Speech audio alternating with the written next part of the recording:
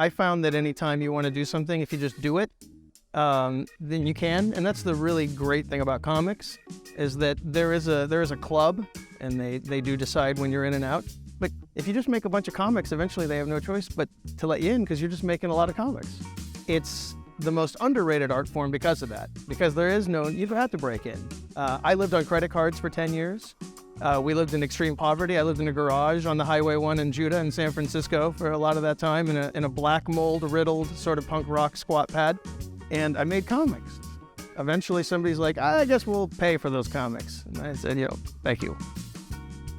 One of the differences between comic books and television and feature is the rewrite process. And in comic books, it's like journalism. Your articles due. You have to keep going. And it's a wonderful skill set that I think you only get doing periodicals and print and being a journalist or working in comics, because of the machine is moving like this.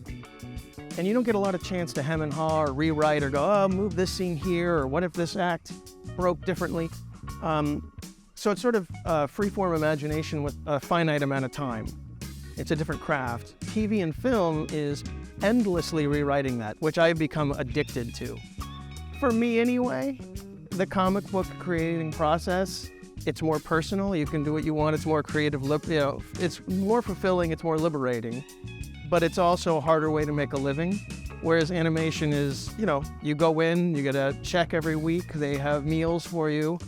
And then you go into your cubicle and you draw your footage. So one feels to me like a job, and the other feels like I've gotten away with something. Con Rick si lavora abbastanza bene perché abbiamo lo stesso modo di intendere lo storytelling, la maniera di raccontare storie. Quindi, insomma, prima di cominciare a lavorare a Black Science avevamo lavorato assieme, quindi è andata in evoluzione col tempo. Magari alcuni avvenimenti li ho proposti io e Rick li ha provati, quindi è stato bello poi andarli a disegnare, perché ho detto, questa parte qua, ci ho pensato io, decidiamo di uccidere un personaggio, allora questo qua l'ho fatto morire io, ho deciso io, no? Insomma, allora ci metti qualcosa in più anche, perché lo senti proprio come tuo, ecco, quindi sicuramente quelle sono state le parti più esaltanti. I liked his work globally, I liked his dialogues mostly, I liked the way he writes character development, and that's how I figure, like, no matter what type of universe he writes, what's interesting for me is the character development.